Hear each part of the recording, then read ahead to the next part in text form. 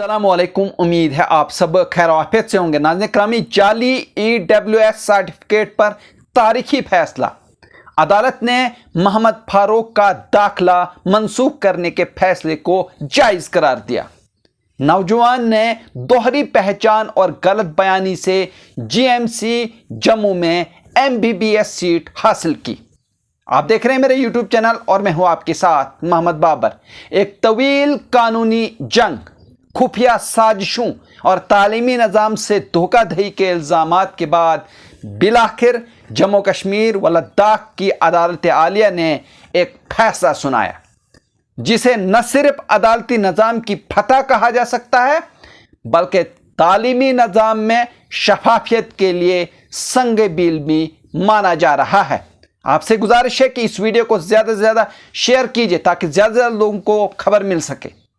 यह फैसला एक तालिबे इल्म मोहम्मद फारूक के खिलाफ सुनाया गया, जिस पर इल्ज़ाम था कि इसने हुकूमत मेडिकल कॉलेज GMC जम्मू में दाखिला हासिल करने के लिए धोखाधड़ी का सहारा लेते हुए जाली इक्तिसादी तौर पर कमज़ोर तबके यानी EWS का सर्टिफिकेट हासिल किया, जबकि वो पहले ही रिहायशी पसमानदा इलाका यानी RBA के ज़ुमरे में आता था और इस ज़ुमरे का सर्टिफिकेट 2016 से उसके पास मौजूद था।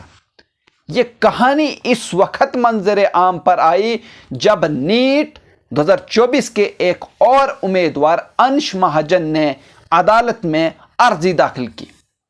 अंश का दावा था कि अगर मोहम्मद फारूक ने गलत बयानी न की होती तो शायद इसकी मेरिट पर इसे MBBS की सीट मिल सकती थी।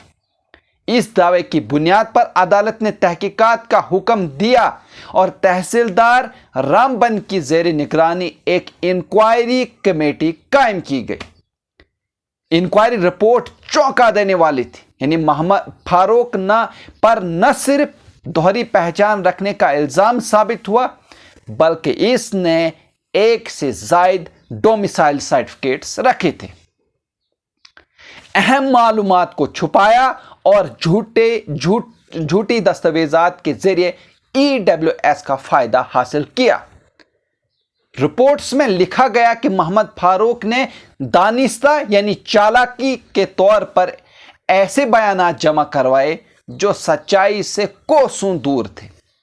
यही नहीं, इसने यह भी झूठा दावा किया कि उसने पहले वाला RBA सर्टिफिकेट सरेंडर कर दिया, जबकि अदालत के सामने ऐसा कोई रिकॉर्ड पेश न किया जा सका। अदालत ने फारूक की दोनों अपीलों यानी LPA नंबर 56/2025 और LPA नंबर 61/2025 को मुकम्मल तौर पर मुस्तरद कर दिया और कहा कि नेचुरल जस्टिस के तकाजे तभी पूरे होंगे जब मेरिट पर हकदार को इंसाफ मिलेगा। जस्टिस अरुण पल्ली और जस्टिस राजनीश ओसवाल पर मुश्तमिल डिवीजन बेंच ने फैसले में लिखा कि फ्रॉड से हासिल किया गया कोई भी फायदा कानूनी तहफ़्फ़ुज़ नहीं रखता। अदालत ने खास तौर पर यह नुक्ता वाज़ेह किया कि जम्मू कश्मीर रिजर्वेशन रूल्स 2005 यानी तरमीम शुदा SRO 518 ऑफ 2019 के मुताबिक अगर कोई उम्मीदवार पहले ही RBA, SC, ST या किसी भी पसमानदा ज़ुमरे में आता है तो वो EWS का दावा नहीं कर सकता। फारूक का यह कहना कि तहसीलदार ने सर्टिफिकेट जारी करने के बाद इख्तियार खो दिया था, तब भी अदालत ने रद्द कर दिया और वाज़ेह किया कि जब किसी अमल में फ्रॉड शामिल हो तो इख्तियार ख़त्म होने की बात मानी नहीं रखती। इस फैसले के बाद अंश महाजन को उसका जायज़ हक दिलाने की राह हमवार हो गई है। अदालत ने कहा कि अगर अगला मेरिट उम्मीदवार सीट लेने से इनकार करे तो अंश को दाखिला दिया जाए।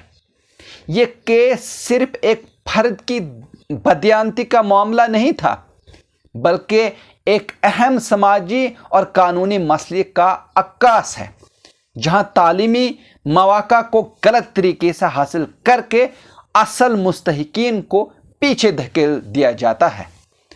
इस फैसले نے نہ صرف ایک جھوٹے دعوے دار کو قانون کے شکنجے میں لایا بلکہ ان تمام امیدواروں کے لیے بھی ایک امید جگا دی ہے جو میرٹ اور سچائی کے سہارے اپنے مستقبل کی بنیاد رکھنا چاہتے ہیں۔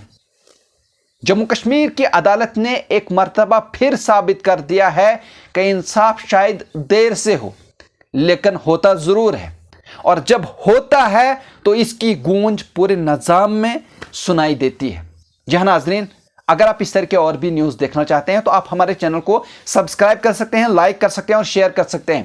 مجھے دیجیے اجازت، شکریہ۔